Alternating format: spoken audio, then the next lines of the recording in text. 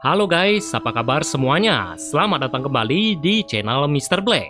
Di video kali ini, saya akan menceritakan alur film yang udah lama nih kalian tunggu-tunggu, yaitu The Doll 3. Film yang merupakan franchise dari The Doll ini akan menceritakan kisah kebiadaban sebuah boneka setan. Boneka yang bernama Bobby itu awalnya hanyalah boneka biasa yang sangat disukai anak-anak. Namun boneka itu kemudian dirasuki roh seorang anak yang dipanggil kakaknya karena belum rela melepas kepergian adiknya. Disinilah kemudian masalah terjadi. Berpikir si adik masih sama seperti ketika hidup dulu, nyatanya yang dipikirkannya itu salah besar. Si adik berubah menjadi seorang pembunuh, bunuhin siapa saja yang ada di dekat kakaknya, dan semuanya dibunuh dengan cara yang ngeri-ngeri. Oke guys, nggak pakai lama-lama lagi, langsung aja ya. Ini dia alur ceritanya. Di awal film, kita akan langsung disajikan adegan yang cukup mengerikan, di mana ada sebuah keluarga yang terdiri dari ayah, ibu, dan juga anak laki-lakinya, tiba-tiba saja ditabrak dengan sangat keras dari arah samping. Singkat cerita, 1 tahun kemudian, Shin pindah ke sebuah toko mainan, di mana di sana ada satu boneka yang lagi laris manis. Boneka itu bernama Bobby, boneka interaktif yang bisa diajak ngobrol. Kalau kalian mau tanya apa aja, si boneka ini bisa jawab. Mau nanya siapa namanya, udah makan apa belum, bahkan mau nanya nomor togel pun dia bisa jawab. Setelah itu, kita akan ketemu sama pemeran utama yang baru promosi menjadi manajer pemasaran di toko itu, yaitu Tara. Jadi guys, keluarga yang di awal tadi tabrakan, itu adalah keluarganya Tara. Ayah dan ibunya meninggal karena kecelakaan itu, sementara adiknya yang bernama Gian berhasil selamat walaupun harus mendapat perawatan selama 1 tahun. Gak cukup hanya kehilangan ayah dan ibu saja, mereka juga harus kehilangan rumah karena disitang sama bank untuk nutup pinjaman orang tua mereka. Untungnya setelah Tara diangkat menjadi manajer pemasaran, dia mendapat fasilitas apartemen kantor dan di sanalah mereka tinggal. Nah, karena sekarang Gian sedang berulang tahun, Tara kemudian memberikan hadiah spesial untuknya. Hadiah itu tidak lain tidak bukan adalah boneka Bobby yang langsung membuat Gian girang segirang-girangnya. Halo, aku Bobby. Aku siap jadi temanmu. Bobby? Boneka itu sebenarnya bukan Tara yang beli, melainkan pacarnya yang bernama Aryan. Dia nitip sama Tara untuk diberikan ke Gian, karena Gian nggak tahu kalau kakaknya itu udah punya pacar. Nah, setelah ngasih boneka itu, Tara kemudian ngomong soal Aryan sama Gian. Bukannya senang lihat kakaknya bahagia karena udah punya pacar, wajah Gian yang tadinya sumringah, tiba-tiba aja berubah 180 derajat. Katanya, dia nggak suka kalau kakaknya punya pacar, karena nanti kakaknya nggak bakal sayang lagi sama dia. Tara kemudian bilang kalau Gian adalah orang yang paling dia sayangin, karena tinggal dialah keluarga Tara satu-satunya di dunia ini. Keesokan malamnya, Tara membawa Gian ke acara tahun baru kantor, sekaligus mau ngenalin dia sama Aryan. Terlihat wajah Gian yang hanya datar saja, bahkan saat diajak salaman, dia pun nggak mau. Walaupun kesan pertamanya nggak begitu baik, Aryan nggak peduli karena pikirnya Gian hanyalah anak kecil. Nanti kalau udah disogok sama sesuatu, pasti itu anak bakal suka juga sama dia. Nah, setelah ngenalin Aryan sama Gian, Tara kemudian mendapat kejutan yang nggak pernah disangka-sangkanya. Yang mana Aryan tiba-tiba aja melamarnya, dan tanpa pikir panjang, Tara pun langsung menerima lamaran itu.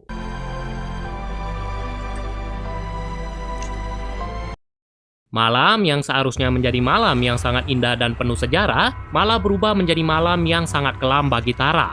Gimana nggak kelam guys? Tanpa diduga-duga dan tanpa disangka-sangka, entah apa yang merasuki badannya Gian, tiba-tiba aja dia bundir dengan cara melompat dari atas gedung.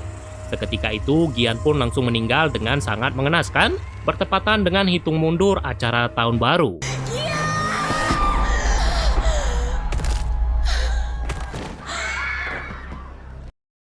Singkat cerita, 2 bulan kemudian, Tara yang masih belum ikhlas dengan kepergian Gian berniat untuk memanggil arwah adiknya itu.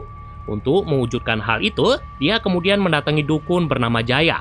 Tara datang ke sana tidak dengan tangan kosong. Dia membawa boneka Bobby yang nantinya arwah Gian akan dimasukkan ke dalam boneka itu. Sebelum melakukan hal itu, si dukun bilang kalau arwah itu hanya boleh sementara aja di dalam boneka. Katakan apa yang harus dibilang sama Gian, dan setelah 2 minggu, Tara harus membawa boneka itu balik lagi ke sana.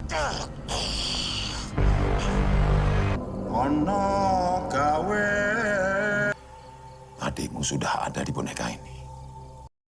Setelah pulang dari sana, si Gian belum mau bicara. Barulah keesokan harinya, saat Tara nginep di rumahnya Aryan, disinilah dia baru bicara. Sontak Tara pun langsung terkejut campur senang juga, karena ternyata emang benar yang bicara itu adalah Gian. Di sini Tara nanya apakah Gian ketemu sama orang tua mereka. Kata Gian dia nggak ketemu karena mereka ditempatkan di tempat yang berbeda. Karena kematiannya yang bundir, jadi Gian ditempatkan di neraka. Sementara orang tua mereka ditempatkan di surga.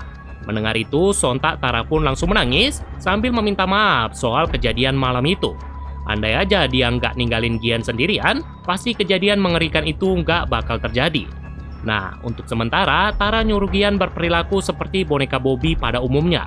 Jangan buat sesuatu yang mencurigakan, karena hal ini nggak mudah diterima dengan akal sehat. Nanti pelan-pelan dia bakal bilang sama Aryan dan juga Mika, anak Aryan dari pernikahan dia sebelumnya. Tara yang awalnya nggak mau nikah karena kematian adiknya, sekarang berubah pikiran karena adiknya udah kembali. Ia pun kemudian makin senang setelah Gian memberi izin sambil memberikan senyum manisnya. Tapi di balik senyum manisnya itu, Gian ini diam-diam memiliki niat jahat yang tersembunyi. Ya, pada saat Tara lagi berada di butik baju pengantin, Gian dengan sengaja ingin membunuh Mika. Adapun cara Gian ingin membunuhnya adalah dengan cara mendorongnya dari atas tangga.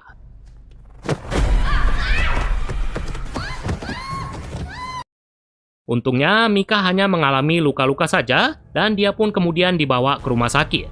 Sementara si boneka laknat itu hanya duduk saja di tangga, ngeliatin mereka sambil cengar-cengir.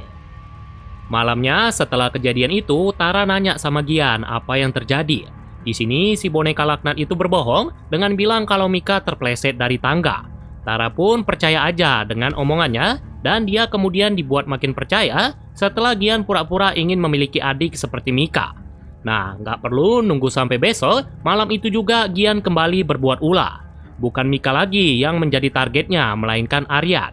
Aryan yang lagi bersantai di ruangan sauna rumahnya, coba direbus hidup-hidup sama si Gian. Suhu yang awalnya 49 derajat, dinaikannya menjadi 100 derajat Celcius. Alhasil Aryan pun langsung kepanasan, dan di saat dia mau keluar, pintu ruangan udah diganjal kursi sama si Gian. Sontak dia pun langsung teriak-teriak minta tolong, namun satupun orang gak ada yang dengar. Karena nggak punya pilihan lain, dia terpaksa mendobrak pintu hingga membuat tangan kanannya terluka cukup parah. Suara dobrakan itu pun didengar sama Tara, dan betapa terkejutnya dia setelah melihat kondisinya Aryan. Ia kemudian manggil penjaga rumah yaitu Pak Min untuk ngebawa Aryan ke rumah sakit. Nah, sama kayak kejadian Mika tadi, lagi-lagi di sini Tara juga ngelihat Gian ada di sana. Tapi sama juga kayak tadi, si boneka itu ngasih alasan yang buat Tara nggak curiga sama dia. Emang pintar kalilah si boneka laknat yang satu ini. Seolah nggak mau buang waktu, keesokan harinya Gian coba lagi untuk membunuh Mika. Kalau tadi dia sembunyi-sembunyi mau membunuh anak itu, kali ini dia terang-terangan. Mika yang saat ini lagi bermain di rumah pohonnya, coba dibunuh dengan cara dijatuhkan dari sana. Mula-mula dia didorong, kemudian tangannya diinjak-injak, dan pada saat Mika terjatuh, untungnya dia langsung ditangkap sama si Tara.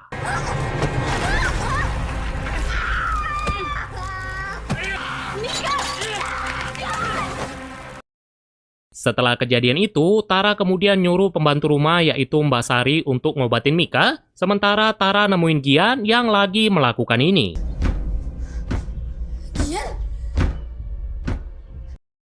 Sambil marah dan juga suara yang keras, Gian bilang kalau Tara lebih sayang Mika daripada dirinya. Dia nggak suka sama Mika, Aryan, dan orang-orang yang disayang sama Tara. Dan dia nggak mau semua orang-orang itu ada. Mendengar itu, sontak Tara pun langsung terkejut karena dia bingung kenapa adiknya itu bisa berubah sejahat ini. Agar Gian tidak melukai siapa-siapa lagi, dia kemudian ngunci boneka itu di sebuah ruangan. Untuk mencari solusi akan hal ini, dia kemudian nelpon sahabatnya yaitu Rere. Jadi guys, Rere ini adalah sepupunya Mayra, pemeran utama di film Sabrina. Karena hal ini pun dia banyak tahu seputar boneka setan. Selain itu, dia juga kenal sama Laras dan juga Renat, paranormal yang membantu mengatasi masalah boneka setan kala itu. Katanya, orang yang udah mati apalagi bundir, saat dipanggil lagi ke dunia ini tidak akan sama seperti dulu. Ini lantaran dia udah terpengaruh energi negatif atau gampangnya dia udah dipengaruhi roh jahat. Karena itulah dia nekat ngelakuin hal-hal yang di luar batas seperti ingin membunuh Mika dan juga Aryan tadi. Awalnya Tara ingin minta bantuan Pak Jaya untuk mengatasi masalah ini. Namun karena dia nggak bisa dihubungi, Rere nyaranin agar boneka itu dibawa ke Laras dan juga Rena. Nah, pada saat mereka mau bawa boneka itu, ternyata boneka itu udah nggak ada lagi di ruangannya. Kalian tahu di mana dia? Ternyata dia sekarang lagi di rumah sakit, ngikutin Aryan yang lagi bawa Mika berobat di sana. Kali ini dia ingin membunuh Mika dan juga Aryan sekaligus. Adapun cara yang dilakukannya kali ini adalah dia menyabotase lift yang dinaiki ayah dan juga anak itu. Lift yang awalnya ada di lantai 20 dengan cepat terjun bebas ke lantai paling bawah.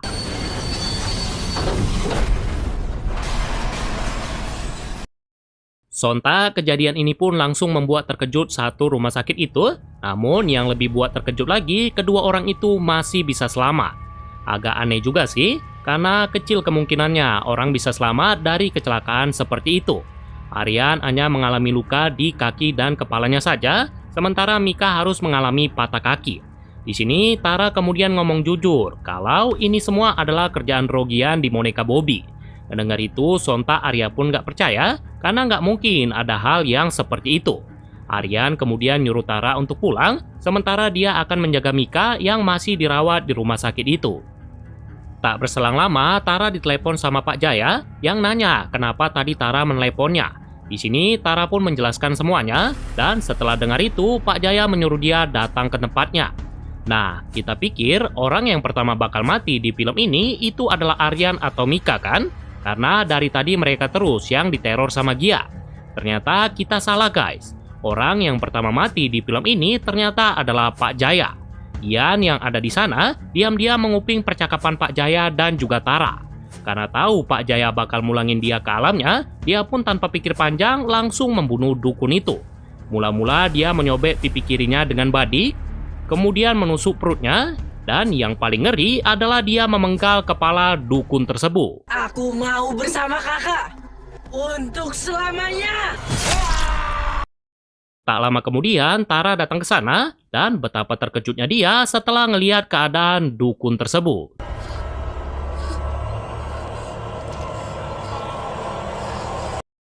Setelah ngelihat kejadian yang mengerikan itu, Tara kemudian datang ke rumah Rere sambil nyeritain apa yang baru aja dilihatnya.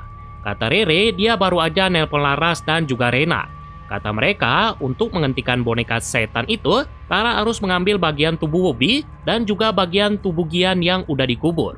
Gak diberitahu lebih banyak bagian-bagian itu bakal dibuat apa. Tapi yang jelas mereka harus secepatnya mendapatkan bagian-bagian itu. Supaya nggak buang-buang waktu, mereka kemudian berbagi tugas. Tara mencari bagian tubuhnya Bobby, sementara Rere pergi ke kuburan Gian untuk mengambil bagian tubuhnya. Baru aja mau pergi ke kuburan, ternyata Rere malah didatangi sama si Gian. Sama seperti Pak Jaya tadi, si boneka laknat itu nggak langsung membunuh Rere. Tangan Rere terlebih dulu ditusuk, lalu punggungnya juga dilempar pisau, dan terakhir dia kemudian dicincang-cincang sampai mati. Sebelum mati, Rere sempat mengirim pesan suara ke Tara yang nggak diberitahu pesan itu berisi apa.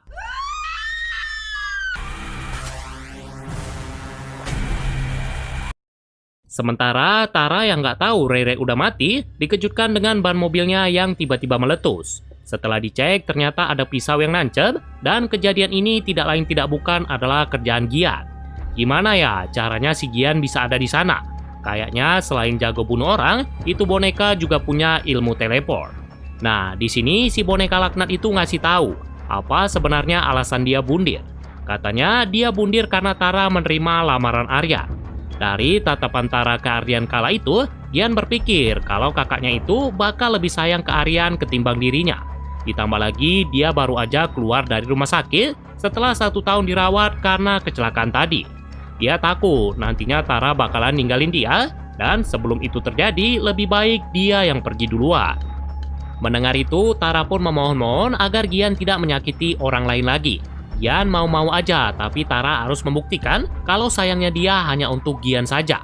Hal pertama yang disuruh sama Gian adalah Tara disuruh untuk membuang HP-nya. Dengan terpaksa dia pun membuang HP itu, padahal dia belum sempat melihat pesan suara Rere tadi. Kayaknya pesan suara itu sangat penting, makanya Gian enggak ngebiarin Tara untuk mendengar pesan tersebut. Setelah itu, Tara ngebawa Gian ke apartemennya, ngajak Tara hidup seperti selayaknya kakak dan adik. Terlihat wajah Tara yang penuh tekanan karena dia nggak nyangka harus masuk ke dalam masalah yang sangat pelik ini. Sementara Aryan yang lagi nyariin Tara di rumahnya Rere sangat terkejut setelah ngelihat keadaan Rere yang sangat mengenaskan. Untuk mencari tahu apa yang terjadi, Aryan kemudian ngecek CCTV dan betapa terkejutnya dia setelah mengetahui ini adalah ulahnya boneka Bobby. Sekaligus di sini pun dia baru percaya dengan ucapannya Tara tadi.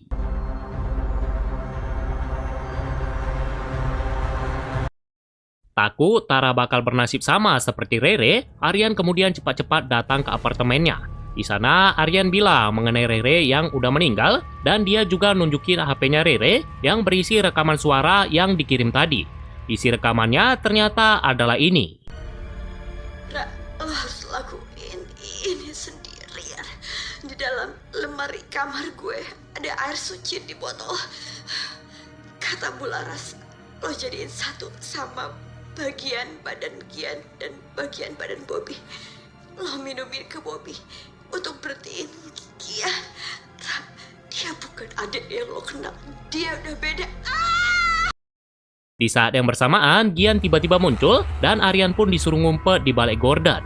Di sini, Tara putar otak gimana caranya ngambil bagian tubuh boneka itu. Dia kemudian dapat ide, yaitu pura-pura nyukur rambutnya Gian biar rapi. Nah, di saat rambut boneka itu udah didapatnya, Gian sadar kalau ada seseorang di dalam gorden. Sontak kejadian ini pun langsung membuat Tara terkejut dan dia pun memohon-mohon agar Gian tidak menyakiti Arya. Si boneka laknat itu mana peduli. Dengan muka bengisnya dan sambil membawa pisau, dia pelan-pelan mendatangi Aryan. Tapi di saat dia nusuk perutnya Aryan, tangannya Tara juga ikut tertusuk.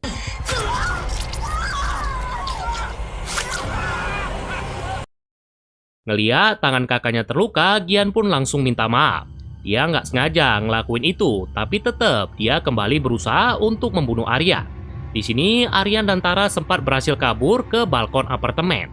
Namun, tiba-tiba aja Gian muncul kembali sambil menusuk perutnya Arya. Gak puas hanya nusuk perutnya saja, Aryan juga dipukul memakai alat pemadam api. Akibat pukulan itu, Aryan terjatuh dari balkon dan tubuhnya kemudian menghantam mobil yang ada di bawah.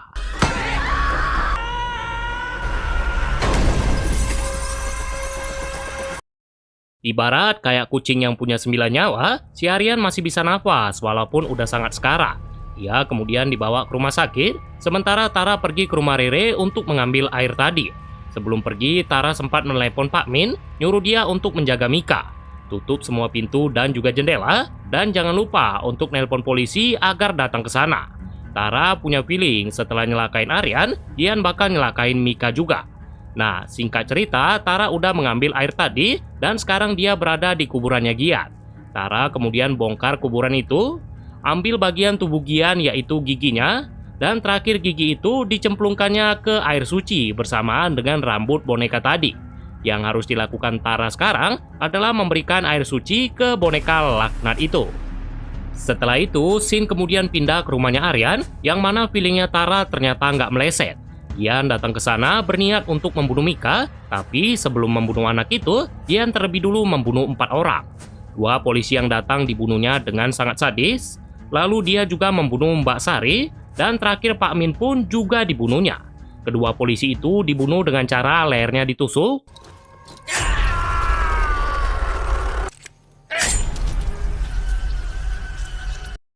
Lalu Mbak Sari dibunuh dengan cara mulutnya ditusuk.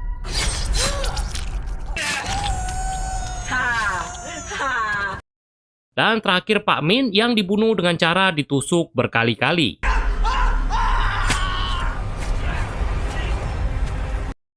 Setelah itu, sekarang giliran Mika yang mau dibunuh. Untungnya saat mau dibunuh, Mika berhasil kabur walaupun tangan dan kakinya sempat ditusuk. Di sini Gian nggak ngejar, dia malah terdiam di kamar Mika sambil ngeliatin sebuah foto. Itu merupakan foto Aryan dan juga Mika yang lagi berfoto di mobil mereka berwarna merah. Entah ada apa dengan foto itu, tapi Gian tampak syok setelah ngeliat foto tersebut. Tak berselang lama, Tara datang ke sana dan dia nemuin Mika yang sembunyi di dalam lemari. Nah, di saat mereka mau kabur, tiba-tiba aja si boneka laknat muncul di depan mereka. Di sini Tara sempat mukul Gian, tapi itu nggak berefek apapun. Mereka kemudian sembunyi di dalam kolam, tapi lagi-lagi Gian berhasil nemuin mereka. Karena udah gondok kali sama boneka itu, Tara kemudian membogem wajahnya sampai dia terpental.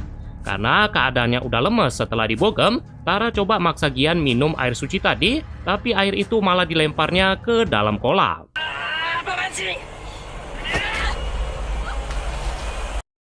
Di sini Tara sempat memohon-mohon sama Gian agar dia menghentikan kegilaannya itu.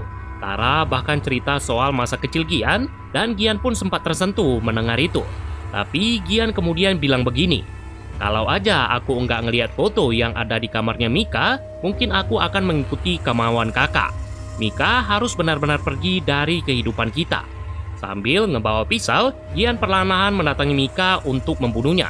Di sisi lain, Tara melihat air suci tadi udah masuk ke dalam kolam, yang artinya air itu udah tercampur di sana. Kesempatan ini pun tidak disia-siakan Tara. Dia kemudian memukul Gian sampai terlempar ke dalam kolam.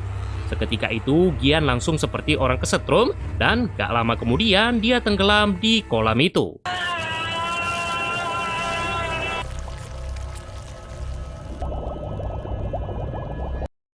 Karena nggak tahu foto apa yang dibilang Gian tadi, Tara kemudian ngelihat sendiri foto itu. Sama seperti reaksi Gian, Tara juga syok sambil meneteskan air mata. Tak lama kemudian, polisi datang untuk menginvestigasi peristiwa itu, dan ambulans juga datang untuk ngebawa Mika ke rumah sakit. Sementara Tara memasukkan Gian ke dalam kota yang keadaannya udah gosong, penuh dengan luka. Keesokan harinya, Tara ngebawa Gian ke tempatnya Laras agar boneka itu didoakan sekaligus biar disimpan di sana saja. Sebelum didoakan, Laras nyuruh Tara ngomong terakhir kalinya sama Gian. Di sini Tara ngomong mengenai kenangan indah yang pernah mereka lalui dan dia mau Gian hanya mengingat kenangan indah itu saja. Gian kemudian dimasukkan ke dalam lemari kaca, lalu dia didoakan sama Laras dan akhirnya boneka laknat itu pun tidak akan berbuat ulah lagi.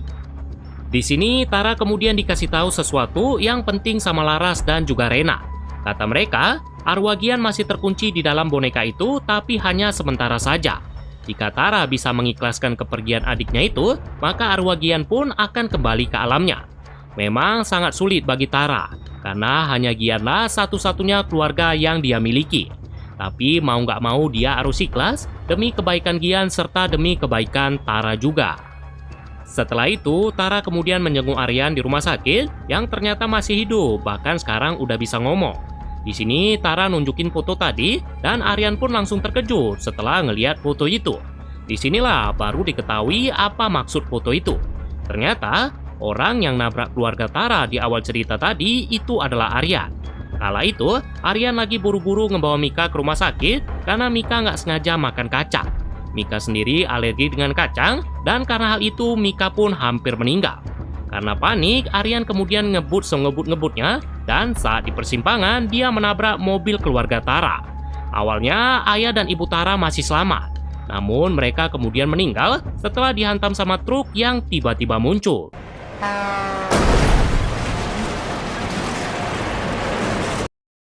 Gian yang saat itu berhasil selamat nggak sengaja ngelihat mobilnya Aryan. Itulah kenapa dia benci kali sama Aryan, karena Aryan secara nggak langsung udah ngebunuh ibu dan juga ayahnya. Nah, karena saat itu Aryan lagi buru-buru, jadi dia pun pergi ninggalin mereka begitu aja. Sesampainya di rumah sakit, Aryan ngelihat mayat ibu dan ayahnya Tara dibawa ke sana. Di sana dia juga ngelihat Tara udah nangis-nangis, yang saat itu mereka belum saling kenal. Karena merasa bersalah atas kejadian itu, Aryan kemudian menyerahkan dirinya ke polisi. Dia pun kemudian disidang, namun dia dinyatakan tidak bersalah. Menurut hakim itu murni kecelakaan dan Aryan hanya perlu membayar ganti rugi sama si Tara. Melalui pengacaranya, Aryan menyerahkan uang ganti rugi ke Tara, bahkan dia memberikan jumlah yang lebih banyak. Kenapa? karena diam-diam Aryan jatuh cinta sama Tara. Setelah itu, dia pun mulai mendekati Tara hingga mereka pacaran tanpa diketahui Tara kalau Aryanlah biang kerok kecelakaan itu. Promosi Tara menjadi manajer pemasaran, fasilitas apartemen, dan juga fasilitas mobil kantor itu ternyata adalah kerjaannya Aryan. Dia nyuruh bos mainan tempat Tara bekerja yang adalah temannya untuk memberikan itu agar hidupnya Tara dan juga Gian tidaklah susah. Mendengar itu, Tara pun hanya bisa menangis gak percaya. Aryan kemudian memohon-mohon agar Tara mau memaafkannya karena dia benar-benar cinta kali sama wanita itu. Dengan besar hati, Tara kemudian memaafkannya, tapi untuk melanjutkan hubungan dia udah gak bisa. Katanya jika dia melanjutkan hubungan ini, maka dia akan terus ingat dengan kematian orang tuanya. Tara kemudian pergi dari sana sambil melepaskan cincin lamarannya. Tak lupa dia juga mencium keningnya Aryan dan juga Mika sebagai tanda perpisahan untuk terakhir kalinya. Scene film ini kemudian ditutup dengan Mika yang sekarang bekerja sebagai pelayan dan sekarang dia pun tinggal sendirian di suatu tempat.